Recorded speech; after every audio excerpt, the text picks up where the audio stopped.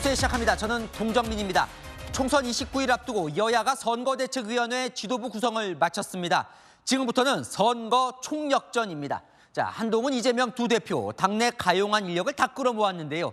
먼저 국민의힘 한동훈 총괄선대위원장 원톱에 더해 나경원, 안철수, 원희룡 등 차기 대선 주자들을 공동선대위원장으로 임명했습니다. 이 정권 심판론 선거가 아닌 수도권 중심의 미래 선거로 만들겠다는 전략입니다. 조민기 기자입니다.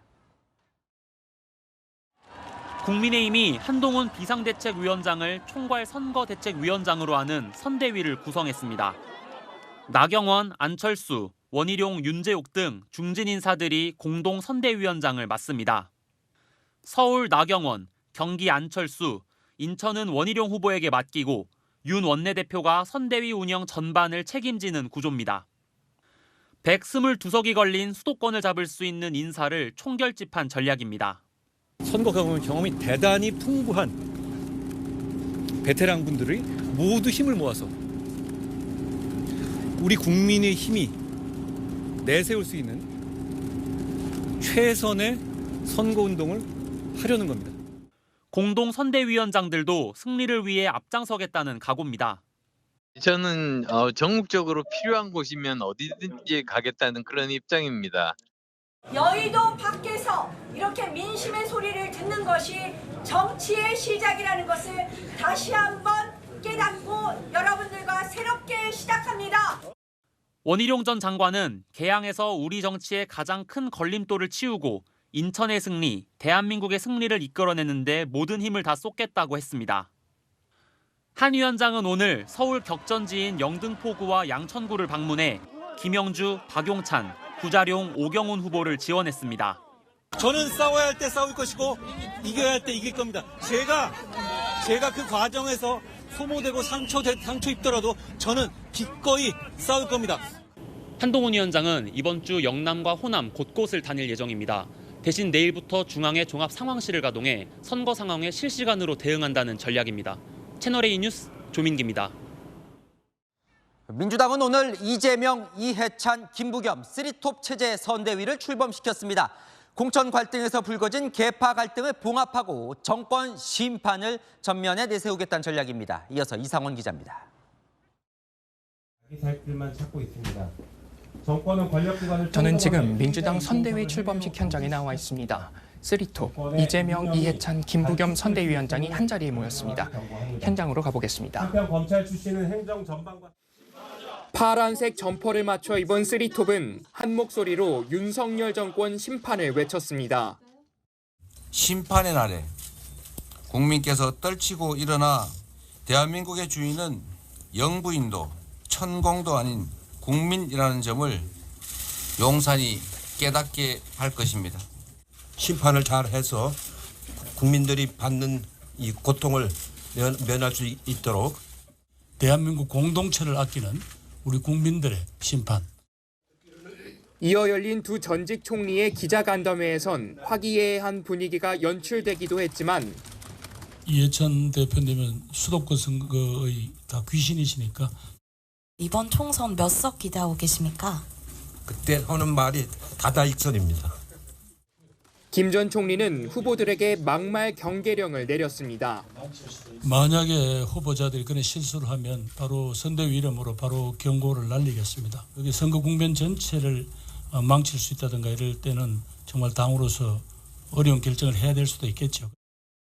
민주당 핵심 관계자는 이해찬의 관록, 김부겸의 균형감, 이재명의 추진력이 총선 승리 전략이 될 것이라고 설명했습니다. 민주당은 이종섭 전 국방부 장관의 호주 출국과 관련해 이종섭 특검법을 발의하며 정권 심판론에 불을 지폈습니다. 채널A 뉴스 이상원입니다.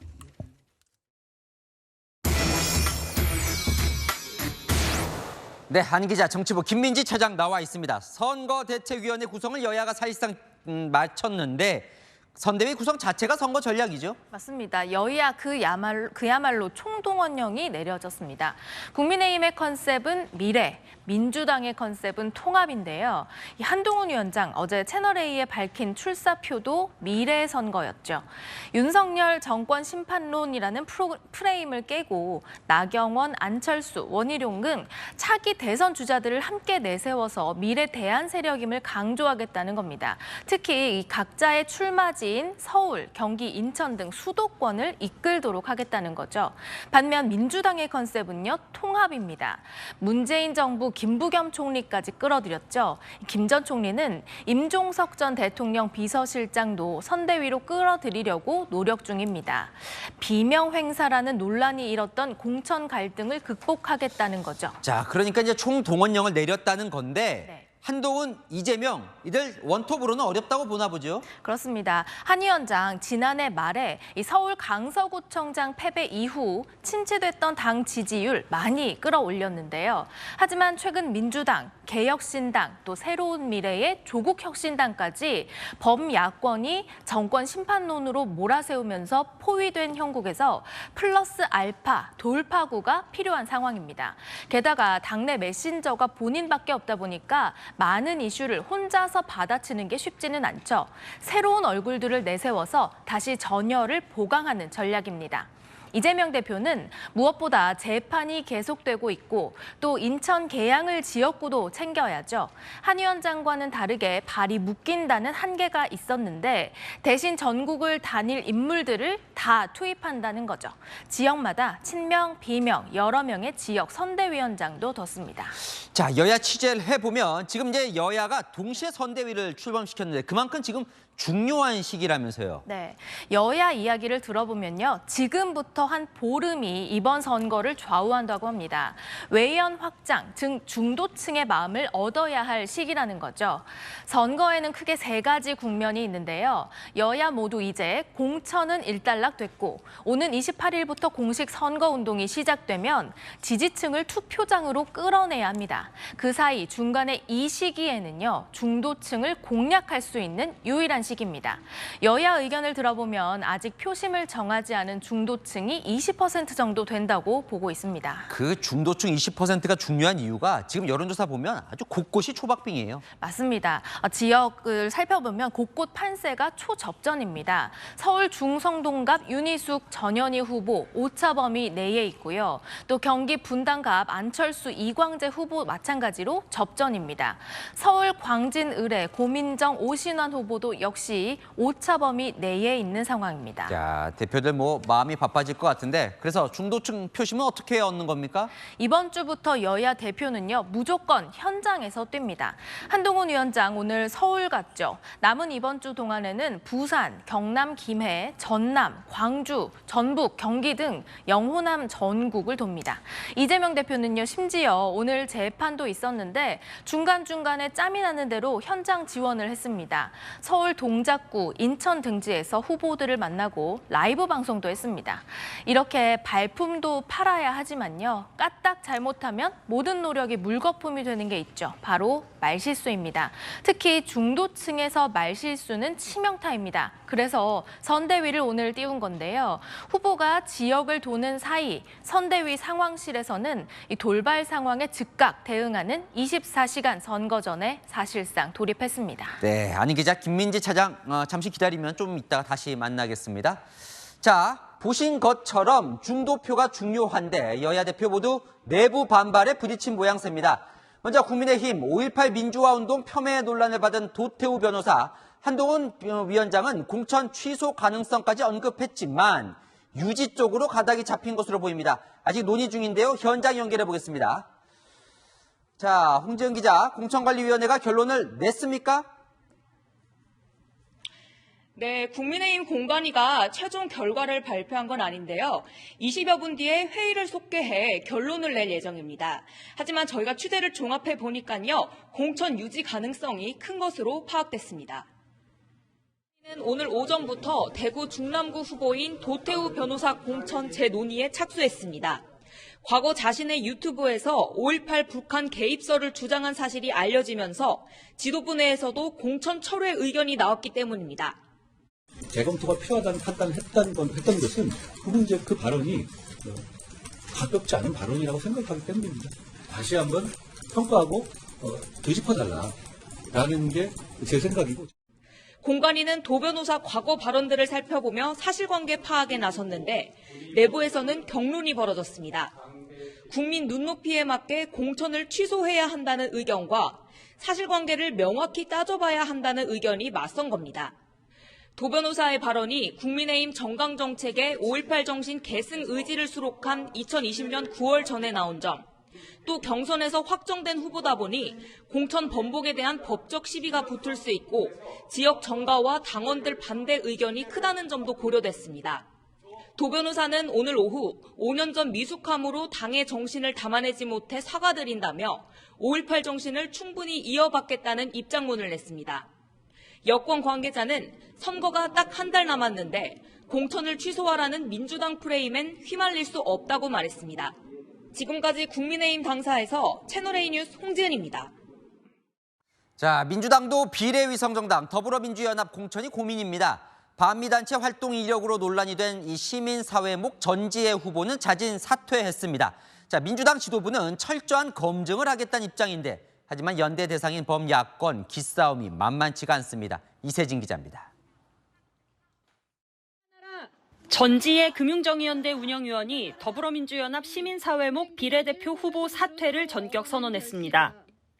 전 위원은 낡은 색깔론을 꺼낸 국민의힘에 분노한다면서도 윤석열 정권 심판을 바라는 국민들께 일말의 우려를 끼치고 싶지 않다면서 사퇴했습니다.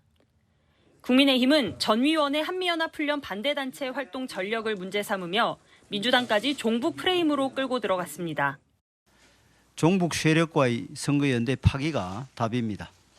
비례대표 후보 한두 명 공천 취소한다고 해서 종북 동맹 수렁에서 벗어날 수 없습니다.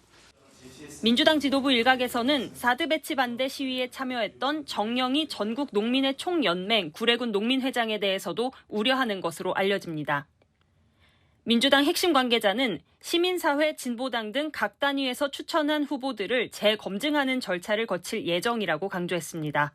제 단위에서 추천을 했지만 최종적으로 책임성 있게 그 후보들을 국민 앞에 내세울 수 있는 그런 과정은 반드시 필요하다고 판단을 했습니다. 시민사회 측은 채널A에 정영희 회장에 대한 논의는 없었다라고 일축하며 시민사회에서 전지혜 후보 공석을 채우겠다, 한석을 절대 포기하지 않겠다고 말했습니다. 한편 민주당은 민주당목 비례후보 20명의 추천 인사를 확정했습니다. 당선권에는 백승하 전 강원교사노조 위원장, 위성락 전 주 러시아 대사, 임광현 전 국세청 차장 등이 포함됐습니다. 채널A 뉴스 이세진입니다. 네, 안 기자, 김민지 차장과 계속 이야기 좀 나눠보겠습니다.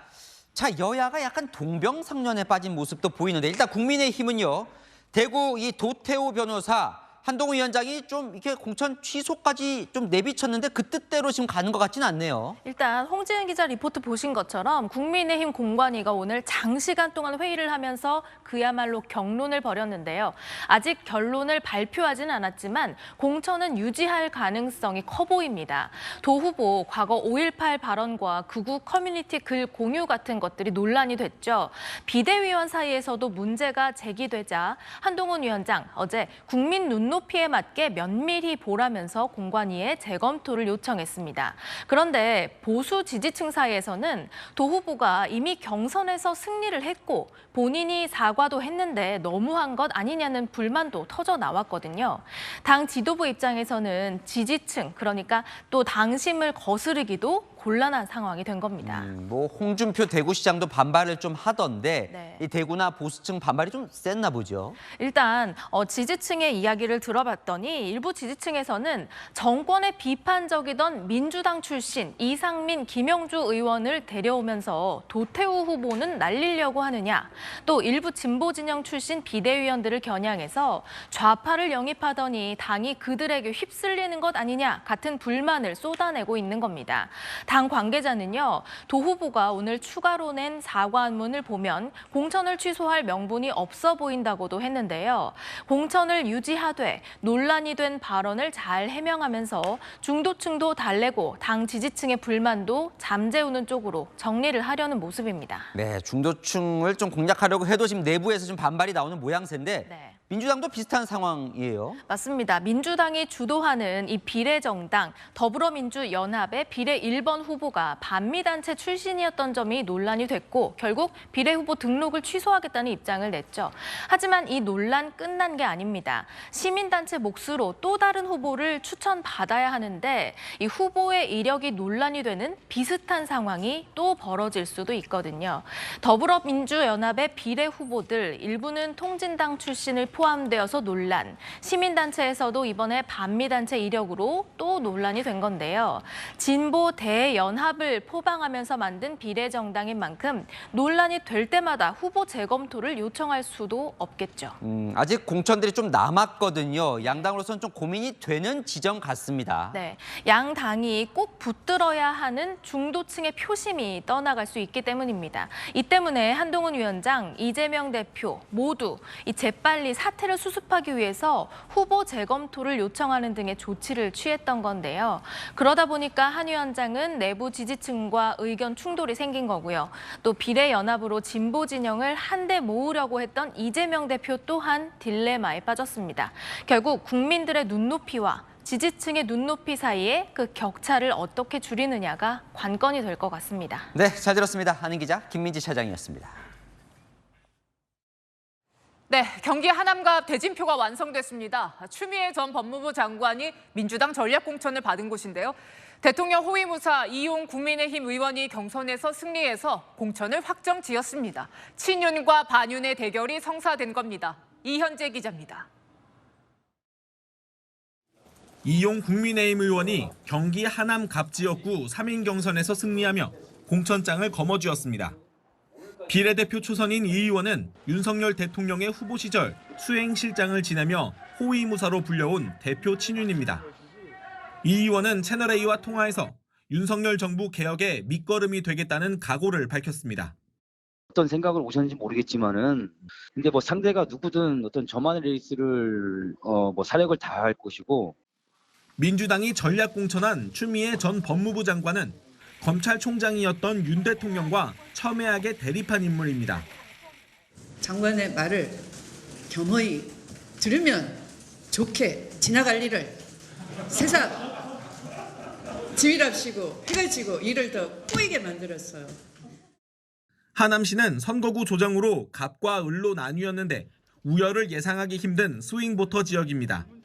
지난 총선에서는 민주당이 승리했지만 대선에서는 윤석열 대통령이 승리한 동네가 많았고 이어진 지방선거에서도 거의 모든 지역에서 국민의힘이 승리했습니다.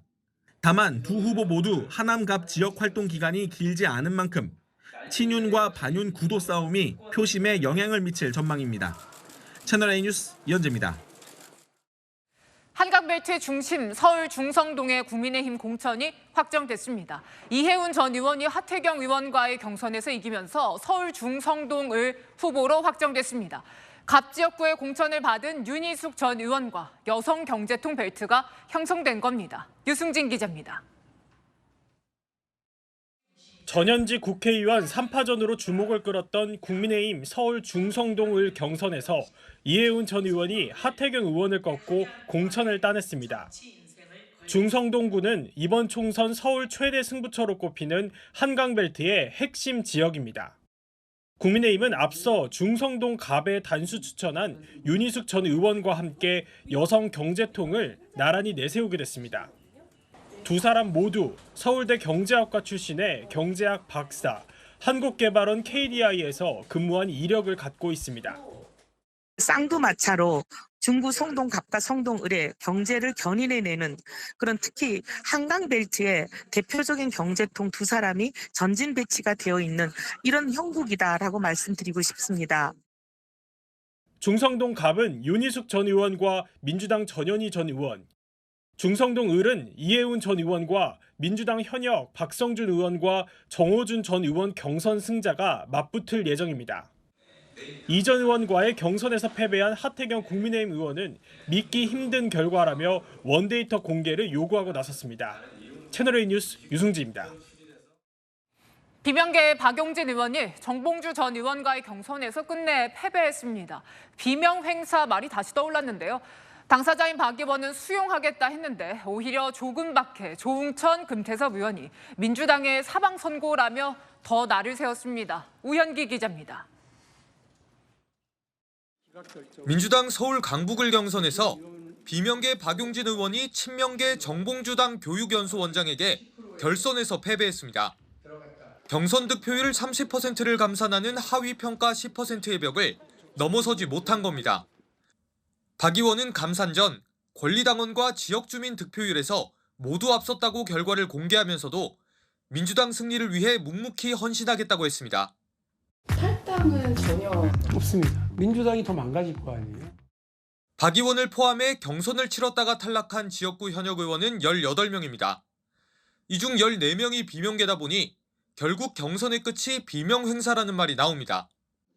과거 민주당 내에서 조금박해로 불렸던 개혁신당 조웅천 의원과 금태섭 최고위원도 맹비난했습니다. 민주당에서 소신과 상식은 사망 선고를 받았습니다. 권력자를 맹종하는 천박한 사람들만 공천을 받고 있습니다. 그러면서 박 의원에게 함께 싸우자고 했습니다. 다시 박용진 의원이 힘차게 일어서길 바라는 마음으로 비방이 아니라 희망을 무기로 함께 싸우자. 앞서 대장동 변호사로 알려진 친명계 김동아 변호사는 경선에서 승리해 서대문갑 본선행이 결정됐습니다. 민주당은 오늘 밤 비명계 송갑석 의원과 도종환 의원, 내일 밤엔 전해철 의원 경선 결과를 발표합니다. 채널A 뉴스 우현기입니다. 조국 혁신당 대표가 비례대표 출마를 공식화했습니다. 2심까지 실형받았지만 의원 배지는 달겠다는 거지요. 총선 후 공약으로 한동훈 특검법을 내걸었습니다. 이준석 개혁신당, 이낙연 새로운 미래도 바쁜 하루를 보냈습니다. 정현주 기자입니다. 조국 혁신당 조국 대표는 비례대표 출마를 선언했습니다. 대법원 재판 중인 조 대표, 항소심 재판 중인 황운하 의원까지 비례로 나서자 방탄당이라는 비판이 나왔지만 개의치 않습니다. 대법원 판결이 언제 어떻게 나올지 모르나 그 순간까지 저는 지구가 망해도 내일 멸망해도 사과나무를 심는 마음으로 일할 것이고요. 22대 국회 1호 법안으로 한동훈 특검법을 발의하겠다고 밝혔습니다. 검찰 독재 황태자 한동훈 대표가 평범한 사람들과 같이 공정하게 수사받도록 하라는 국민의 명령을 민주당보다 더 선명하게 여권을 비판해 강성 야권 지지층을 노린 행보로 해석됩니다. 개혁신당은 화성 삼성전자 사업장에 총출동해 경기 지역 승부처인 반도체 벨트 흔들기에 나섰습니다. 의대나 아니면은 단기적인 어떤 고소득 직종으로 가는 것보다 과거의 반도체 영웅들이 그랬던 것처럼 또 연구나 이런 쪽에서 잘 활동할 수 있도록. 새로운 미래는 민주당을 탈당한 전병헌 전 의원을 영입했습니다. 윤석열 정권의 오만한 폭주와 이재명 정당의 교만한 폭주, 윤명 패권 연대의 맹렬한 폭주를 강력하게 국민 여러분들께서 제동시켜야 할 것입니다. 전병헌 전 의원은 동작갑에 출마해 현역 김병기 민주당 의원, 장진영 국민의힘 서울시당 대변인과 3파전을 벌입니다. 채널A 뉴스 정현주입니다. 강원도 춘천의 한 하천 공원에 대통령 부부를 비방하는 현수막이 걸려 논란입니다. 수위가 아주 센데요. 대체 누가 왜 걸었는지 강경모 기자가 취재했습니다. 춘천을 대표하는 명소인 공지천 수변공원. 산책로 양옆에 시를 적은 현수막들이 걸렸습니다. 주가 조작과 명품 뇌물은 오해다. 처가 고속도로를 깔아준다 등 윤석열 대통령 부부를 비방하는 내용들입니다. 현수막은 확인된 것만 10개, 주말 내내 걸려있던 것으로 파악됐습니다. 오니까 여기 이렇게 붙여놓으셨더라고요. 괜찮다라는 것도 있고 저거는 좀 심하다라는 것도 있고 좀 그랬어요. 외관상은 보기 안 좋죠. 춘천시는 오늘 오전 현수막을 철거했습니다. 시민들이 민원을 제기해가지고 이게 이제 불법이니까 여기는 신고를 해도 안 걸 수가 없는 위치잖아요. 현수막은 지난 9일부터 어제까지 정권 비판 집회를 연 시민사회단체들이 건 것으로 파악됐습니다. 시 역시 시민단체 회원이 쓴 것이었습니다. 경찰에 집회 신고를 했고 많은 시민들이 보라고 공원에 걸었다고 밝혔습니다. 현행법상 집회를 위한 현수막은 신고나 허가 없이 30일간 걸 수 있습니다. 하지만 시민들이 휴식하는 공원에 정치 메시지를 담은 현수막을 꼭 달아야 했냐는 반응이 나옵니다. 너무 불편해 보기가. 뭐 신고 거기가 아니더라도 좀 띄었으면. 춘천시는 집회 신고를 해 처리에 조심스러운 부분이 있었다며 신고 기간이 끝나자마자 철거했다고 밝혔습니다. 채널A 뉴스 강경모입니다.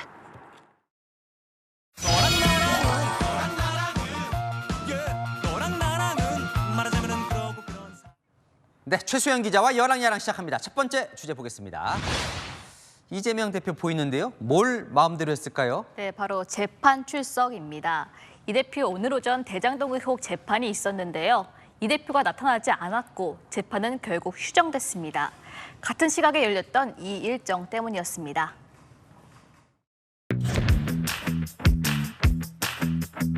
선대위 발족식 끝내고 법정으로 재판받으러 가는 길이었어요. 시간이 좀 안 맞아서 법정이 오후로 연기가 돼서 가다가 되돌아오면서 우리 유부모님 생각나가지고.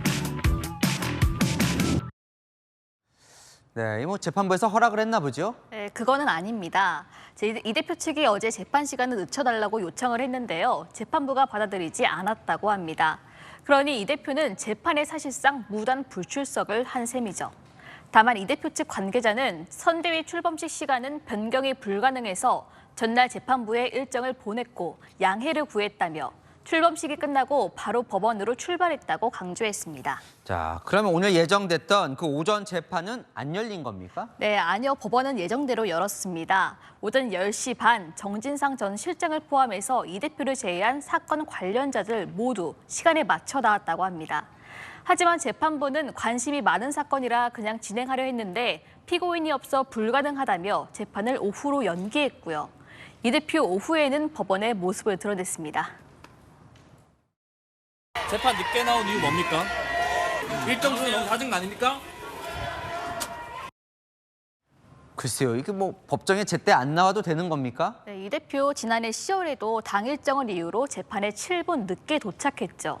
당시 재판부가 10분 먼저 일찍 와달라며 주의를 주기도 했습니다. 다음 달 총선까지 최소 3번은 재판에 더 출석해야 할 것으로 보이는데요. 야당 대표로서 총선이 중요하지만 일반인이라면 상상하기 힘든 일이 아닐까 싶습니다. 네, 다음 주제 보겠습니다.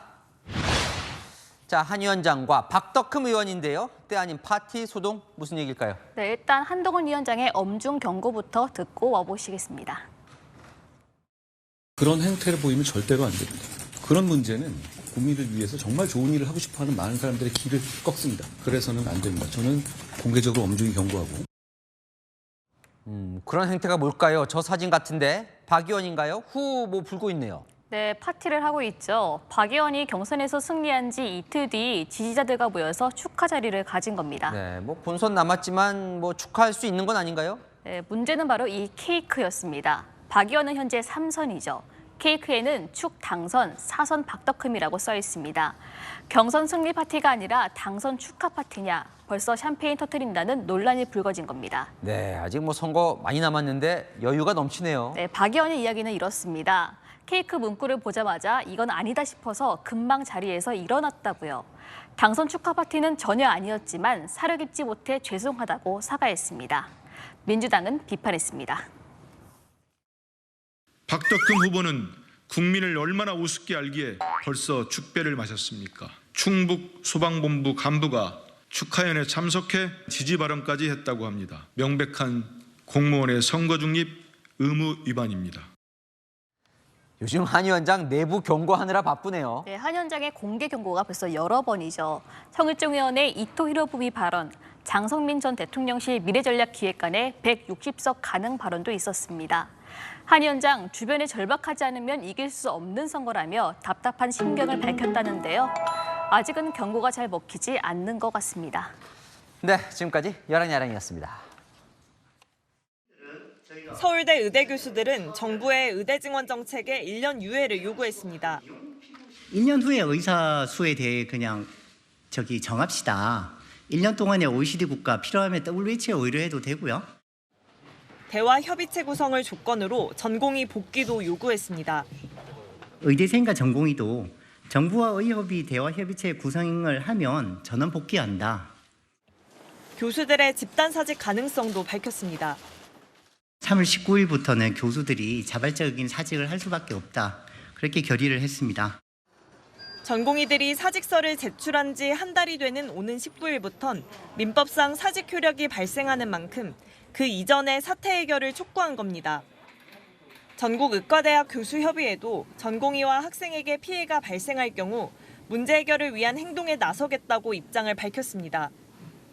빅5 병원을 비롯한 전국 21개 의대 교수 비대위는 잠시 뒤 오후 8시부터 화상회의를 열고 사직 여부 등을 논의하기로 했습니다. 이런 가운데 박단 대한전공의협의회 비대위원장 등은 의대 증원이 부당하다며 행정소송을 냈습니다. 채널A 뉴스 서주입니다. 정부는 의대 교수들이 현장을 떠나면 진료 유지 명령을 내리는 방안을 검토 중입니다. 전공의든 교수든 집단 사직엔 원칙적 대응을 이어간다는 입장입니다. 이 소식은 홍란 기자가 전합니다. 의대 교수들의 이딴 사직서 제출 결의에 정부는 물러서지 않았습니다. 교수들도 기본적으로 의료인이기 때문에 의료 현장을 떠나는 부분에 대해서는 의료법에 근거한 각종 명령이 가능합니다. 정부는 또 서울대 의대 교수협의회가 제안한 대화협의체 구성과 의대 증원 1년 유예도 거절했습니다. 대신 복귀하는 전공의들을 보호하기 위해 전공의 보호신고센터도 오늘부터 가동했습니다. 직통번호 2개로 한 라인을 통해 피해 신고를 접수받아 전공의가 요청하면 수련병원을 재배치합니다. 협박이나 보복 사례에는 법과 원칙에 따라 강력히 처벌할 방침입니다. 서울 주요 대형병원 전체 의료진의 40%를 차지하는 전공의 비중을 낮춰 전문의 중심으로 바꾸기로 했습니다. 미국이나 일본 등 주요 국가병원의 전공의 비율은 10% 안팎인데 비해 월등히 높습니다. 앞으로 신규 의료기관의 의사 인력 확보 기준을 심의할 때 전공의 1명은 전문의 0.5명으로 산정해 전문의 고용을 유도하기로 했습니다. 전공의 진료 업무도 줄이기로 했습니다. 한편 조규용 복지부 장관은 전공의 집단 사직 이후 처음으로 어제 전공의들과 비공개 만남을 가졌습니다. 다만 누구를 만나 어떤 논의를 했는지는 밝히지 않았습니다. 채널A 뉴스 홍란입니다. 네, 최태원 SK그룹 회장과 노소영 아트센터 나비관장 2조 원대 재산 분할이 걸린 이혼 소송 중이죠. 오늘 항소심 첫 재판에 두 사람 모두 출석했습니다. 6년 만에 법정 대면입니다. 김정근 기자가 취재했습니다.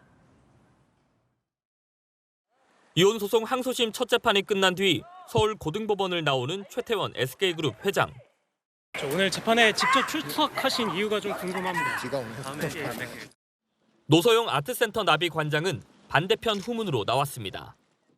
재산 분할 금액 상향됐는데 혹시 어떤 이유로 그렇게 하신 걸까요?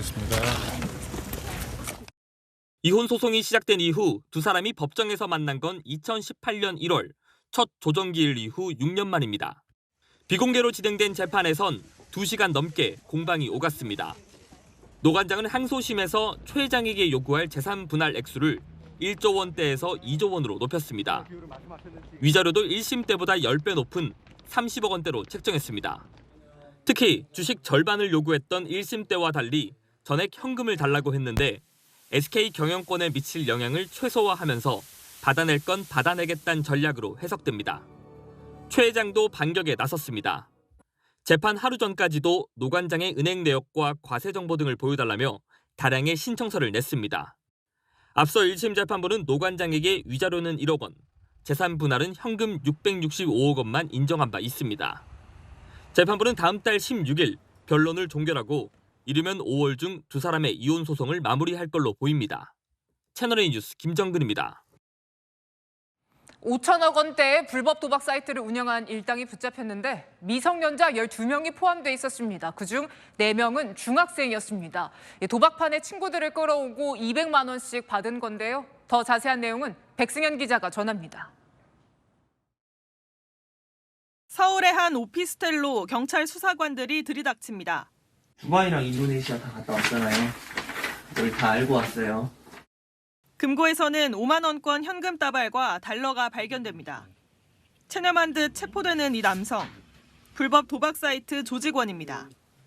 2018년부터 올해 3월까지 불법 스포츠 토토, 바카라 등의 도박 사이트를 운영해온 일당 35명이 경찰에 붙잡혔습니다.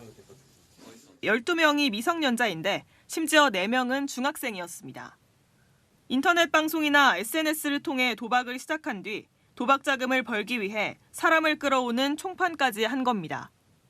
중학생 3명은 학교에 다니면서도 석 달 동안 회원 500여 명을 모집해 각각 200만 원씩 벌었습니다. 미성년자까지 끌어들인 불법 도박 사이트는 회원 15,000여 명, 판돈 5천억 원 규모의 대형 사이트가 됐습니다. 이들이 거둔 수익만 500억 원이 넘는 것으로 파악됐습니다. 일당은 두바이와 인도네시아 등의 서버와 사무실을 두고 고가의 차량을 타고 다니며 호화 생활을 누렸습니다. 경찰은 도박 사이트 범죄 수익금에 대해 추징 보전을 신청하고 해외에 있는 공범 9명에 대해 인터폴 적색 수배를 내려 강제 송환을 추진하고 있습니다. 채널A 뉴스 백승현입니다. 네, 이런 불법 도박 청소년들 사이에 생각보다 깊숙이 퍼져 있습니다. 채널A가 불법 도박 총판을 맡았던 청소년을 만났는데요. 한 학급의 남학생 절반 이상이 도박에 빠졌다고 말했습니다. 이세하 기자의 단독 보도입니다. 고등학교 2학년인 A군은 중학생 때 아는 형의 소개로 불법 도박 총판으로 일했습니다. 주변에 도박하는 애들 많지 않냐고. 도박하는 애들 사이트 가입시키면 뭐 걔가 하는 거에 얼마를 주겠다. 자신이 가입시킨 사람의 베팅액 일부를 가져가는 구조다 보니 친구를 많이 데려올수록 돈을 더 벌 수 있었습니다. A군이 가입시킨 중학생만 50명에 달했습니다. 많이 벌었죠. 올해 1,000달이나 벌었죠. 고등학교 3학년 B군도 지난해 도박에 빠져 지냈습니다. 학교도 안 나가고 하루 종일 했던 거죠. 저희 반이 30명이 있는데 그중에서 이제 여자 남자 반반 해가지고 15명이나 치면 벌써 한 9명은 했던 거죠. 최근 반년 새 경찰청이 적발한 온라인 불법 도박 사범 10명 가운데 3명이 미성년자인 상황. 별도 인증도 없고 스마트폰만 있으면 언제든 가능하다 보니 청소년 중독이 심각한 겁니다. 다 핸드폰으로 하니까 그냥 밖에 핸드폰 잘못만 있으면 거의 다 하는 것 같아요. 좀 하다 보면 그거 말고 신경이 안 쓰여요. 도박 치료 중에도 하루에 수십 통씩 불법 도박 홍보 문자와 전화가 온다며 끝없는 유혹에 진저리를 칩니다. 채널A 뉴스 이세아입니다. 장송곡 등을 75데시벨 이상으로 아주 크게 틀어놓는 시위를 할 경우 하루에 100만 원씩 내야 한다는 법원 결정이 나왔습니다. 돈 없는 소음 시위에 제동을 걸고 나선 겁니다. 김지윤 기자입니다.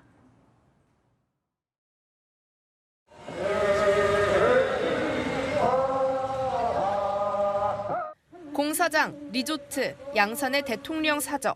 때와 장소를 가리지 않고 울려 퍼지는 장송곡. 곡소리뿐 아니라 노동가요 등을 크게 틀어놓는 소음 시위는 어제 오늘 일이 아닙니다. 하지만 돈 없는 소음 시위에 대해 법원이 철퇴를 내리고 있습니다. 대구 서구청 앞 봉고차 한 대. 2020년부터 3년 넘게 재개발 수용 보상금을 늘려달라며 오전 8시부터 오후 4시까지 매일 8시간 확성기로 소음 시위를 하고 있습니다. 여러분은 문을 못 연다고 생각하시면 돼요. 이것 때문에 일을 할 수 없는 경우가 굉장히 많고요. 사람 기분을 우울하게 만드는. 지난해 법원은 구청 앞 50m 이내에서 75데시벨 이상으로 노래 트는 걸 금지했습니다. 하지만 아랑곳하지 않고 시위가 계속되자 지난 5일 법원은 실효성 보장을 위해 위반 일수 1일당 100만 원씩 지급을 명한다고 결정했습니다. 장기간 계속된 소음으로 피해가 크다고 본 겁니다. 2018년 전북 임실군 군부대 앞에서 밤낮으로 장송곡을 튼 시위대는 상해죄로 유죄 판결을 받은 적도 있습니다. 소음 때문에 군인 여러 명이 이명 증상을 겪었기 때문입니다. 소음 시위에 대한 법원 판단이 점점 엄격해지고 있습니다. 채널A 뉴스 김지윤입니다. 네, 유명 테마파크 입장권을 더 싸게 사려고 여행 예약 사이트 검색하는 분들 많죠. 최저가라고 해서 클릭했더니 식사 쿠폰이나 아동용 가격을 노출해 놓는 눈속임 판매 주의가 필요합니다. 송정현 기자입니다. 한 온라인 여행 플랫폼에 국내 테마파크 이용권 가격이 18,000원부터라고 표시돼 있습니다. 이용권을 사보겠습니다. 실제 성인 1명 티켓 가격은 42,000원인데요. 플랫폼이 대표로 내세운 가격의 2배가 넘습니다. 가장 저렴한 건 2만 원짜리로 오후 7시 이후 입장하는 조건입니다. 이용자들의 착각을 유도하는 눈속임 상술, 이른바 다크 패턴입니다. 화가 나죠. 클릭하기 전에 확인할 수 있으면 좋은데 썸네일에서 그게 확인하기가 조금 힘드니까 좀 억울하기도 하고 약간 배신당한 느낌? 눈속임 상술은 이뿐만이 아닙니다. 한국소비자원이 6개 여행 플랫폼이 파는 해외 테마파크 7곳의 입장권 44개 상품을 조사한 결과 3개 플랫폼의 16개 상품에서 눈속임 상술이 나타났습니다. 대표 화면의 입장권 대표 가격을 성인보다 절반 가까이 싼 아동용으로 노출해 놓거나 저렴한 식사 쿠폰 가격을 입장료인 것처럼 표시해 놓은 겁니다. 또 여행 플랫폼에서 파는 6개 상품은 공식 홈페이지보다 가격이 비쌌습니다. 소비자원은 여행 플랫폼 이용 시 거래 조건을 꼼꼼히 따지라고 당부했습니다. 채널A 뉴스 송정현입니다. 우리 국민이 러시아에서 간첩 혐의로 체포됐습니다. 대한민국 국민을 러시아 정부가 이런 식으로 체포한 건 전례가 없는 일인데요. 체포된 사람, 현지 탈북민을 돕던 50대 선교사로 알려졌습니다. 정다은 기자입니다. 러시아 당국이 올해 1월 한국인 남성을 체포한 이유는 간첩 혐의입니다. 러시아 국영통신 타스는 50대 한국인 남성 백모 씨라고 밝히면서 그가 자신을 작가로 소개하며 국가 기밀 정보를 받아 외국 정보기관에 넘긴 혐의를 받고 있다고 전했습니다.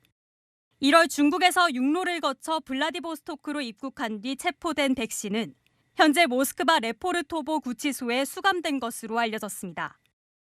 러시아에서 간첩 혐의로 한국인이 체포된 건 처음입니다. 채널A 취재 결과 백 씨는 탈북민을 돕던 선교사로 극동 지역을 중심으로 북한 벌목공들의 탈북 및 구출을 돕던 것으로 알려졌습니다. 백 씨를 알고 있다는 한 소식통은 지난해 9월 정상회담 이후 북한과 밀착 행보를 보이고 있는 러시아가 탈북민 단속을 강화하기 시작했고 이것이 백 씨의 체포 배경 중 하나로 알고 있다고 밝혔습니다. 활동을 오랫동안 하셨던 걸로 알고 있고 러시아에서는 거의 유일하게 많은 활동을 했던 러시아 당국이 계속 추적한다는 걸 알고 조용히 지원해줬던. 정부 고위 관계자는 백 씨의 활동은 정부와 관련이 없는 것으로 알고 있다고 밝혔습니다. 러시아 측과 필요한 소통을 하고 있습니다. 일각에선 러시아가 이번 사건을 한러 관계 및 우크라이나 전쟁과 관련해 우리나라의 협상용으로 사용할 수도 있다며 우려했습니다. 채널A 뉴스 정다은입니다. 보잉사 항공기가 또 문제입니다. 이번엔 뉴질랜드로 향하던 칠레 항공사의 보잉기가 비행 중 강하게 흔들렸습니다. 승객이 내동댕이 쳐지면서 50명이 다쳤습니다. 이솔 기자입니다. 기내 복도 바닥에 한 승객이 쓰러져 있습니다. 다른 승객들도 머리를 부여잡으며 괴로워합니다. 현지 시각 어제 승객 263명을 태우고 호주 시드니에서 출발해 뉴질랜드로 향하던 칠레 라탐 항공 소속 여객기가 비행 중 강하게 흔들려 승객들이 천장에 머리를 부딪히거나 복도에 내동댕이 쳐진 겁니다. No, there was out of nowhere. There was no turbulence. So when this happened, no one was ready for it. So. 이 사고로 최소 50명이 다쳤고 한 명은 위중한 것으로 전해졌습니다. Everything flew up, went down, and all the people that were injured, people screaming, was very, very awful. 사고가 난 여객기는 미 항공기 제조사 보잉 기종으로 최근 안전사고가 잇따라 발생하고 있습니다. 2달 전에는 미국 포틀랜드에서 출발한 여객기가 비행 중 동체가 뜯겨나갔고 지난주에도 바퀴가 떨어져 나가고 엔진에서 불이 나는 등 사고가 잇따르고 있습니다. 항공사 측은 이번 사고에 대해 기술적 문제가 있었다고 밝혔지만 구체적인 원인은 언급하지 않았습니다. 채널A 뉴스 이솔입니다. 태국의 한 카페에서 대낮에 폭탄이 터졌습니다. 이슬람 반군이 현지 경찰을 겨냥한 테러를 벌인 것으로 보입니다. 배정현 기자입니다. 남성 3명이 테이블에 둘러앉아 커피를 마시고 있었습니다. 갑자기 이들을 향해 검은 캔 모양의 물체가 연이어 날아듭니다. 깜짝 놀란 이들이 밖으로 몸을 날려 엎드린 순간 폐쇄회로 TV가 지직거리며 폭발이 일어납니다. 당시 충격으로 CCTV는 망가진 채 나뒹굽니다. 현지 시간 그제 오전 태국 남부 빠따니주에 위치한 한 카페에서 폭탄 테러가 발생했습니다. 경찰관이었던 남성 3명과 민간인 여성, 어린 아기까지 모두 5명이 부상을 입었습니다. 현지 경찰은 오토바이를 탄 4명의 괴한이 파이프 폭탄 2개를 던졌다며 이슬람 반군들로 추정된다고 밝혔습니다. 주민 대다수가 이슬람교도인 태국 남부지방에선 독립을 주장하는 반군들이 각종 테러를 일삼고 있습니다. 앞서 지난달에도 도로변에서 폭탄을 터뜨려 5명의 사상자가 나왔습니다. 분쟁 감시단체에 따르면 현재까지 7천여 명이 이 지역에서 테러로 목숨을 잃었습니다. 사태가 심각해지자 이웃 국가인 말레이시아까지 나서 중재를 시도하고 있습니다. For the past 1 year, the dialogue been stalled. I'm encouraged by the way the both parties discuss. 이슬람 종교의식 기간인 라마단을 맞아 회담이 1년 만에 재개됐지만 이번 테러로 인해 양측의 관계는 급속히 얼어붙는 모습입니다. 채널A 뉴스 배정현입니다. 건강 이상설에 휩싸인 영국의 케이트 왕세자빈, 이 소문을 잠재 우려 SNS에 사진을 올렸다가 더 큰 논란에 휩싸였습니다. 이 사진 곳곳에 편집한 흔적이 포착되면서 조작 의혹이 불거졌고 인정하고 사과했습니다. 문예빈 기자입니다. 현지 시각 그제 케이트 미들턴 영국 왕세자빈이 SNS에 올린 사진입니다. 올해 1월 복부 수술 후 2달여 만에 소식을 전한 터라 외신들도 앞다퉈 보도하며 관심이 집중됐습니다. 그런데 아이들과 함께 찍은 사진에서 딸 샬롯 공주의 소매 일부가 지워지고 치마 허리 부분만 튀어나와 있는 등 이상한 점들이 발견됐습니다. 지퍼 위치가 부자연스럽다는 지적도 제기됐습니다. AP와 로이터 등 외신들은 조작 의혹을 제기하며 사진 사용 금지와 발행 취소를 뜻하는 X자 표시를 했습니다. 논란이 번지자 왕세자빈은 하루 만에 조작 사실을 인정했습니다. 왕실 공식 SNS에 올라온 왕세자빈 명의의 글에는 다른 아마추어 사진가처럼 나도 때때로 편집이란 걸 시도한다며 혼란에 사과한다고 적혀 있습니다. 영국 일간지 텔레그래프는 케이트 왕세자빈이 더 완벽하게 보이기 위해 보정 작업을 한 것이라고 보도했습니다. This is just adding to the speculation, adding to the panic, and it is really a PR disaster for the royals. 최근 왕세자빈은 건강 이상설 등 의혹을 받아왔습니다. 이번 사태에 CNN 등 외신들은 소문을 잠재우려 했지만 정반대 상황을 초래했다며 혹독한 평가를 내놨습니다. 채널A 뉴스 문예빈입니다. 지난해 여름 폭우로 산사태가 났던 경북 예천에선 15명이 숨지고 2명이 실종됐었죠. 산사태의 상처는 그대로 남아있고 주민들은 언제 일상을 되찾을 수 있을지 막막합니다. 김태우 기자가 다시 가봤습니다.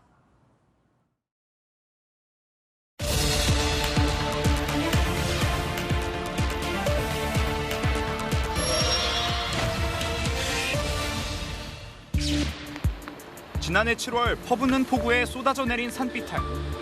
경북 예천의 5개 마을이 한꺼번에 토사에 깔렸습니다. 당시 사고로 15명이 숨지고 2명이 실종됐습니다. 8개월이 지난 지금 상황은 어떨까? 다시 가봤습니다. 산사태로 집을 잃은 박종철 씨 가족은 25제곱미터 8평짜리 조립식 주택에 살고 있습니다. 원래 살던 집은 흔적도 찾아볼 수 없습니다. 우리 집이 이 집을 덮쳤지. 여도 우사 창고 있었는데 똑같아요. 그게 다 내려오면서 도미노처럼. 마을로 내려온 토사와 돌들은 거의 치웠지만 산 위엔 아직도 산사태 흔적이 뚜렷합니다. 산사태가 일어났던 산 중턱입니다. 비탈면은 깎여나간 채 그대로 남아있고 곳곳엔 떠밀려온 나무들도 보입니다. 산사태 위험을 줄여줄 사방댐은 아직 착공조차 못했습니다. 추위로 땅이 얼어있는 데다 산 군데군데 사유지가 섞여 있어 행정 절차에 시간이 걸렸기 때문입니다. 지금 불안하고 있어요. 7월 되면 이제 장마가 이제 많이 오는데 앞으로 작년보다도 자꾸 점점 더 온다 하니까. 마을 인근 농지에 짓겠다던 이준마을 조성 작업은 아직 첫 삽도 못 떴습니다. 문화재주 표준화도 해야 되고 토경 환경 영향 평가도 해야 되고 25년 초 정도는 돼야 삽을 들이댈 수 있을 것 같거든요. 산사태로 쏟아진 13,000톤의 바위와 모래에 매몰됐던 정선 피암 터널. 터널 주변엔 집채만한 바위들이 널브러져 있고 안쪽에도 낙석들이 꽉꽉 들어차 반대편이 보이지 않을 정도입니다. 마치 어제 산사태가 일어난 것처럼 하나도 치우지 못한 채 8개월이 흘렀습니다. 마을과 읍내를 잇는 유일한 길. 차로 4분이 걸리던 거리를 20분 넘게 돌아가야 하는 건 역시 8개월째입니다. 한창 바빠질 농번기를 생각하면 주민들은 속이 탑니다. 비료, 퇴비, 기타 농자재 많이 이제 들어와야지. 바쁠 때는 3번 가는 때도 있고 그러니까 시간을 도로에서 한낮이. 정선군청은 터널 주변을 우회하는 다리를 짓기로 했지만 완공까지는 까마득합니다. 올해 상반기에 설계를 완료하고 하반기에 착공을 계획을 하고 있는데요. 예상 기간은 한 2년 정도로 보고 있다고 들어요. 평화로운 일상이 그립기만 한 주민들. 늦어지는 복구에 한숨만 늘어가고 있습니다. 다시 간다 김태우입니다. 네, 가상화폐 비트코인 가격이 1억 원을 넘었습니다. 연일 최고치를 갈아치우고 있는데요. 비트코인과 이더리움의 시가총액은 이미 코스피 시총을 뛰어넘었습니다. 왜 이렇게 오르는 건지 안건우 기자가 보도합니다. 오늘 국내 가상자산 거래소의 비트코인 시세입니다. 어제 개당 1억 원을 뚫은 뒤 한때 1억 198만 원까지 오르며 역대 최고치를 새로 썼습니다. 영국 금융당국이 2분기부터 가상자산 지수 상품의 일종인 ETN 상장 신청을 받기로 하면서 기대감이 커진 영향입니다. 앞서 미국이 비트코인 ETF를 승인한 이후 기관에 뭉칫돈이 몰리고 있습니다. 달러화를 대체하는 자산으로서 매력도가 더 증가할 것으로 예상되기 때문에요. 글로벌 기관 투자자들이 암호자산들의 편입을 늘릴 것으로 전망을 합니다. 다음 ETF 대상인 이더리움도 올해 들어 70%가량 상승하며 비트코인보다 더 많이 올랐습니다. 이 두 개 코인의 시가총액은 이미 코스피 시총을 뛰어넘었습니다. 투자자들의 관심도 뜨겁습니다. 네, 올라 있으면 또 나만 손해보는 것 같고 나만 안 산 것 같고. 다시 한번 코인 앱이나 이런 걸 들어가서 한번 가격을 한번 확인해 볼까? 국내 비트코인 ETF 승인에도 관심이 쏠리지만 김주현 금융위원장은 현행법에 위반된다는 기존 입장을 고수했습니다. 채널A 뉴스 안건우입니다. 코로나와 고금리 상황에서 2천만 원 이하를 연체한 경우 올해 5월까지 갚으면 연체 기록이 삭제됩니다. 소액 연체자 298만 명이 혜택을 볼 전망입니다. 광민경 기자입니다.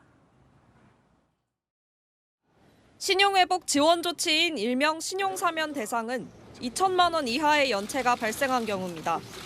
2021년 9월 1일부터 올해 1월 31일까지 발생한 연체를 오는 5월 31일까지 전액 상환한 경우 연체 이력이 지워집니다. 이 기간 연체 이력을 가진 사람은 약 298만 명, 개인 사업자는 31만 명입니다. 하루 12시간 일하면서 이해 되지 않았더라면 막막하고 5월 말까지 해결을 하면은 신용카드를 만들 수 있고. 이번 조치로 신용평점이 평균 37점 오르면서 연체 이력이 삭제된 15만 명은 신용카드를 발급받을 수 있게 됩니다. 약 7만 9천 명의 개인 사업자는 제1금융권에서 신규 대출이 가능해집니다. 신규 대출을 받거나 신용카드를 발급받을 수 있게 되는 등 정상적인 경제생활로 복귀가 보다 더 쉬워질 것으로 기대됩니다. 사면 대상 여부는 오늘부터 개별 개인 신용평가회사 홈페이지에서 확인할 수 있습니다. 대상자에 해당할 경우 별도 신청이 없어도 신용평점이 자동으로 오릅니다. 채널A 뉴스 광민경입니다. 축구대표팀의 월드컵 예선 태국전은 안 보겠다. 이런 보이콧 분위기가 온라인 공간에서 확산되고 있습니다. 이강인의 대표팀 발탁 소식이 일부 축구 팬들을 자극한 건데요. 김재혁 기자입니다. 어제부터 온라인상에서 확산하고 있는 포스터 형식의 이미지입니다. 오는 21일 태국전 관람을 보이콧하자는 의미로 경기장에 자리를 비우자고 독려합니다. 이미지를 만든 유튜브 운영자는 정몽규 축구협회장이 선수들을 벼랑 끝에 내몰았다며 침묵할 수밖에 없는 선수들을 대신해 팬들이 행동하자고 주장했습니다. 축구협회의 공식 소셜미디어에도 보이콧하자거나 응원도 하지 말자는 글로 가득합니다. 엄청난 위기에도 책임지는 사람이 없다는 지적입니다. 이강인을 징계 없이 대표팀에 선발한 결정에도 비판의 목소리가 적지 않습니다. 여기엔 홍준표 대구시장도 한마디 거들었습니다. 홍 시장은 당분간 국대 경기는 안 봐야겠다는 쓴소리를 남겼습니다. 다시 한번 스타들의 인성을 강조한 겁니다. 하지만 실제로 조직적인 관람 거부 운동으로 이어질지는 미지수입니다. 축구협회 문제와 별개로 운동장에서 뛰는 선수들은 응원하는 게 맞다는 의견도 많기 때문입니다. 대표팀은 오는 18일 소집된 뒤 21일 밤 서울에서 태국과 월드컵 예선을 치릅니다. 채널A 뉴스 김재혁입니다. 12년 만에 국내로 복귀한 코리안 몬스터 류현진이 시범 경기에서 처음 홈 관중들과 만났습니다. 류현진을 보려는 팬들의 열기는 궂은 날씨도 막을 수 없었습니다. 이현용 기자가 취재했습니다. 1회 초 한 점을 내준 류현진. 하지만 2회부터는 메이저리그 때 모습 그대로였습니다.